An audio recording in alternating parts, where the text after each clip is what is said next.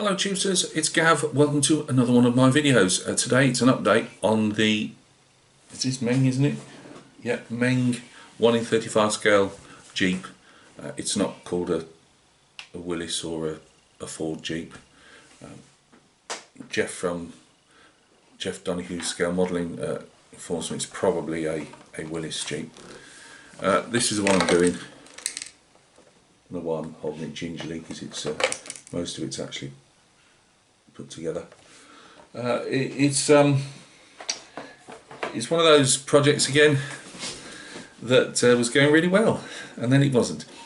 I was really chuffed. I got the springs and the axles, most of the engines in. There's a couple of bits I'm presuming they'll fit. I think the air cleaner, a couple of other bits. Sorry, it's down there. I'll show you in a minute. But it's the age-old problem with me.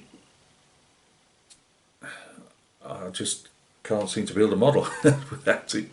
I mean, I know we have to overcome stuff and that, but I just can't seem to build stuff. It just I knew when it was, I don't want to build 30-40-year-old Tamiya kits, and that's not being funny. I just, I'd like to build something made in, the last 15 years or so. And I knew it was probably going to be, even a little Jeep was going to be a challenge to me, because it was funny, Paul from Plastic Monkey channel was just saying sometimes you can get he's doing an Invader at the moment, and aircraft, and 1mm, if you don't get that exactly right, transcribes to, these are my words, like 4 or 5mm, and I find with these modern kits with the tiny positioning nibs, nubs, whatever you want to call them, I can just never I just can't seem to do them without something going wrong. And I've dry fitted the body tub. Obviously you couldn't dry fit everything because the engine was in pieces and it had to be painted and put in, but I've dry fitted it so many times and it seemed to fit. The only thing I can think of is I've put the back cross member on higher than it was supposed to, but the rear points to position bring the body tub down onto the chassis, I can't do it. It just won't fit. I've had to super glue. I hate using super glue on that type of scenario. So of course I put the kicker on. I got the frosting all over the place. You're never going to be able to rub it down. And I know what people say, mud's your friend, but I don't want to keep covering everything in bloody mud all the time. I mean, this was actually going to have a bit of mud on because it was supposed to be northwest France, and I'm not doing figures or backdrop on it now. I will see it through. I've got the wheels to put on. You'll see it in a minute what I've got to put on. I'll put the decals on. I'm going to have to read where I've been having to try and put stuff on. Of course, I've worn paint off in places. I've managed to get too much glue on one part, and I'm going to have to try and touch up some paint on that, and I'll blow some paint probably over the frosty parts, and then I'm going to have to put mud around them anyway, but I'm not doing anything else to it. I switch off because there comes a point where sometimes it wouldn't even reach this far. I'll just chuck them in the bin, and that's not, it sounds defeatist, but it's not. And it's not, because there's only so far you can go. It's been glue bombed now. There's not much else I can do with it, and I can do all things. I can make it into a burnt out wreck. I can plaster it in mud, but that's not what my intention was to build the model. So yeah, Gav can't even build a damn Jeep. I mean, I'm hoping when the wheels go on, it's never going to look proper because obviously I can't bring it down. The back tub is now, it's not sitting proud to the rear cross member, although I've had to touch that in with super glue and frosting everywhere. Yeah, I love my figure painting and I love my scale modelling, but the figure painting I can do. Yeah, I've done it for years and years and years, so I understand that. But I've been saying this now about my models on this channel since I've been started getting back into building models. What was it, 6 years ago? It's got to be 5. I have no idea. And it's very, very rare that I can put a model together. Now the one I did for Joachim's group build, the M48 was it I did in Vietnam, that was an horrendous fit, but it was a 1960s issue, original issue. It wasn't original issue, but it was originally issued in the 1960s, and the fit was horrendous. So putting mud round and all the rest of it, you know, you could get away with that. But I'm trying to look to see if I've done a build that I could say I'm really proud with, and I'm just not. There's nothing. Lexington, which I really need to get back to. HMS Kent, I'm not particularly proud of. That I did that fairly early. I did that during the first year of COVID. And was it the first ship model? Well, it's only about the second one. The other two, Lexington and well, Lexington's over there actually, because I'm about to do a bit more to around HMS Kent. Paul's building HMS Kent at the moment. I thought, well, I'll put some decals on. Anyway, we're going away from the subject. But what I'm saying is, I cannot seem to build something that's acceptable to me. I'm not expecting to be some top drawer modeler. I don't do enough modelling to do that. You know, my day and night job is painting figures to try and bring some money into the house, but I also enjoy it. It helps my head, and and painting figures for enjoyment as well. But I really do enjoy my model building. Well, this is it. I enjoy it. And then when it all starts getting pear-shaped, if I can rectify it, then I'm made up, because I feel like as a modeler, I've actually overcome a problem.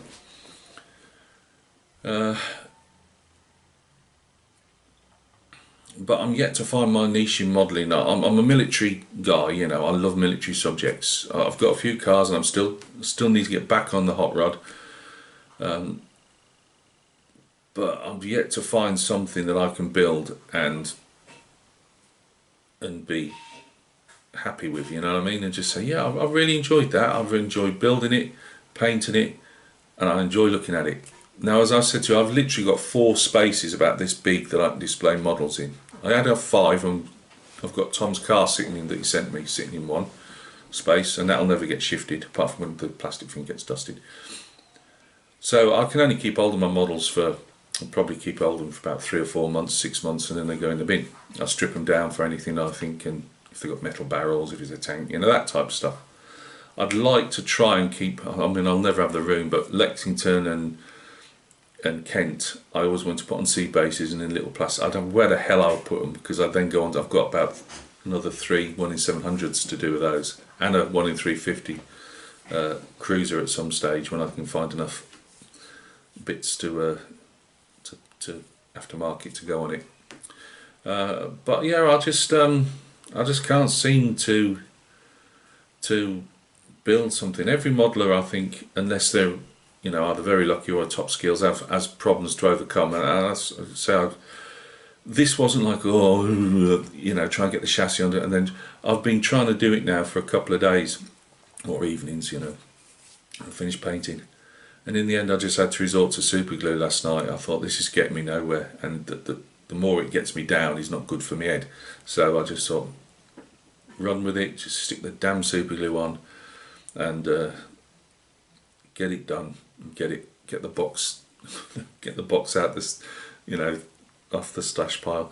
But I'm going to go on to the finishing the is it Dragonfly? Yeah, it is Dragonfly in it next, because that needs finishing. We'll see how that goes. Yeah, let's go down to the bench and take a look. Right, guys, here we are with the Jeep. I'm worried about getting my fingerprints all over it now. Yeah, that's where I hit the You can see that black smudge mark near the fire extinguisher. That's glue, obviously. That wore away on the edge, trying to grip it. Now you can see that this is the rear chassis bit that that won't sit flat, and you couldn't get it to sit flat because the rear cross member. Let me try and find classic Gav here without anything to point with properly. Right. So rear cross member here. It fits up to there, up to the tub on either side. So whether I've got that too high up, I've got no idea, because it will not in any way, shape or form let that. You see the little nub there, won't let that sit anywhere. I thought maybe these, but there's still enough, couple more, 1 millimetre or so for that shock absorbers to sit up there, and all it is this cross member. You can see some super glue there, is where it can fit. You know, it can't go any, I can't lower it, and it fitted onto the back seamlessly, you know what I mean? It's yeah, I don't know.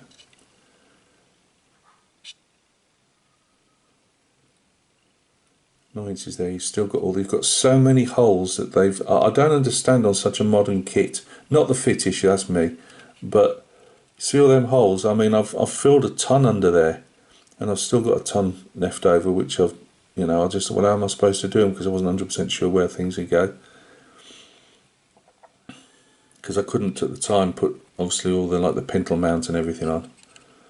So, you know, I'm a bit annoyed for such a young kit, you know what I mean, that it really has got a lot of holes and stuff that they could have been either ones that you'd then drilled out yourself, you know what I mean. I don't know how they do it, but yeah, you know, I was so chuffed. I got all this in.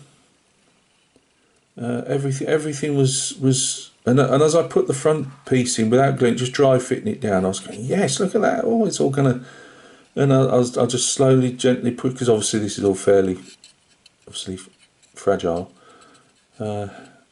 See where I've been pushing down. There's one of the few places I could find to push. See, I've worn all the damn paint off there. Again, you can see where I've tried to glue these bases down with super glue. Again, yeah, you can wedge mud in there. But as I say, she's now going to be sitting like that with a huge gap. So yeah, you know, engine, that was a bit of a pain last night putting that piece on. I don't know why, because it's supposed to just fit in one little slot, but you know, got that on. I've got this somewhere. I'll fit this air cleaner, so I'll be trying to attempt that in. That's going to be fun, getting it in there. But yeah, we've got that, and then we've got all the ancillary. We've got a battery as well to put on, which fits somewhere down there, if I can get it to fit. The windscreen, managed to scratch it down there, trying to just rub some paint off the top bit that I'd got over, but seems to fit it okay. Again, not to any of you proper modeler standards, but you know, it's in there. And there'll be a M1 Garand rifle that goes over, which I haven't worked on yet. I mean, it's got I've sprayed it olive drab, a couple of packs to go on the side. I've got to put another highlight on those yet. Proverbial, you always have to have a jerry can. I don't know if that's fuel or water, because that looks like the water bucket, canvas bucket that they used, I think. But I've got to put a darker shade on that. I believe that would be a darker olive drab, unless they sprayed it at the factory at the same time. Shovels, pickaxe, they've got to be sorted out yet. Wheels, they seem to come out okay. I've got giving them different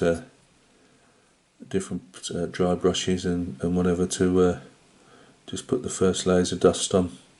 And so they're probably going to have to. They're supposed to be in northeast France, northeast France.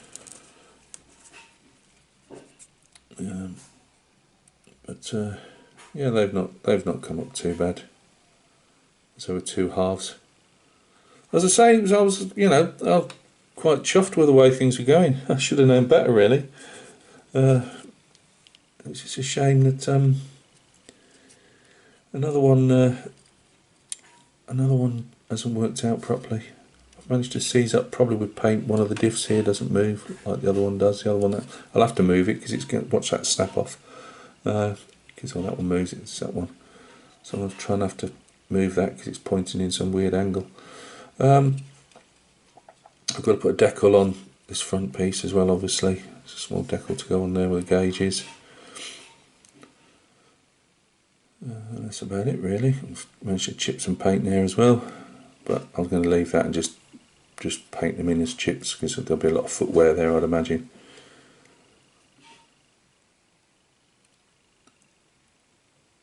But yeah, really disappointed. I was hoping, I was never happy about all the as I say, the injector pin marks and the huge Meng, and some of the I was pleased with some of the things I'd learnt about filling the injector pinholes. I was fairly, because I'd got the space to work on them properly, I did a fairly decent job on the underneath. Yes, these ones here, I wasn't sure what would be coming through and all the rest of it, so now I couldn't fill them if I wanted to. But underneath here, as you can see the rough arse job I've made underneath the mudguard there, or the wings I should say. That was a really rough, I just couldn't get it, I couldn't make that much better. And that side as well, as you can see, it's all lumpy. And we've got yet another hole there where the lamp goes. Yeah, as I say, it's I'm sure you decent models out there could have made a decent job of it. It's a shame, but we are where we are with it. So I will do a final reveal, obviously, on it. Next time you see it, it'll be finished at some stage. It won't be one that goes off the boil because I just want it out of the way. So obviously you've seen what I've got left to do with it. The wheels are done, as in not final weathering, but the wheels are done. I've just got a couple of engine parts, paint the Garant, obviously put the windscreen on, all the little breakable bits, and that's all. Obviously the bonnet, I'm just gonna, hopefully the bonnet fits. I don't think anything's proud on the engine yet. And just get it done. I'll probably stick it in the cabinet until the next model comes along if I'm ready to do it, and then I'll chuck it in the bin. But yeah, thank you for stopping by and taking a look. Sorry it's not more positive. I really hate doing these. All I ever seem to do is whinge on my model making, and I don't mean to be negative. I just would dearly love to be not so much more advanced than I am, but just get it to a nice standard, not an award-winning standard or a standard like these top modeler YouTubers do or anything. Just where I've not got glue crap everywhere, and where it's not, where I've managed to fit everything. That's what I'm trying to say. If it's an aeroplane, make an aeroplane that hasn't got Ripley filler over it, or glue bomb chassis and stuff. That I just want to make a model that I can say I built that, and I'm dead chuffed how I've managed to, bring it together and finish it and stuff. I've got my Starfighter to do. I'm dreading doing that now, but I will. Beetle sent me. I need to do it. Not I need to do it, but I love the Starfighter. But again, you just look at it and you think, Christ, if I can't do a Jeep, chance have I got of making that? Anyway, let's not get any more negative than we need to be, Gav. What's coming up? It'll be figures. I can know where I am with my figures. So I've almost finished that Swiss 40mm figure that I'll be selling, the four of them. I'll sell them singly, but I decided in the end to sell them all together. I'm halfway through, or a third of the way through, the British Sergeant. So that's coming up. More or less finished painting the epic British Regiment Royal Scots. So they've just got to start the basing process soon. And yeah, we'll get other things coming up on the channel, I'm sure. So look after yourselves. Thanks for putting, as I said, I'm apologise, whenever I get somewhere into a model that we get the negative crud coming up, and I don't mean to. I hate negativity at the best of times. I just it would just be nice, it would just be nice if this was 2 years down the track and I'd made, say, 20 models or 10 models. I could say I'm a newbie, but I'm not a newbie. I'm just somebody who seems to struggle making models. Right, look after yourselves. Hope everything goes well with your projects, and we'll catch each other soon on another video.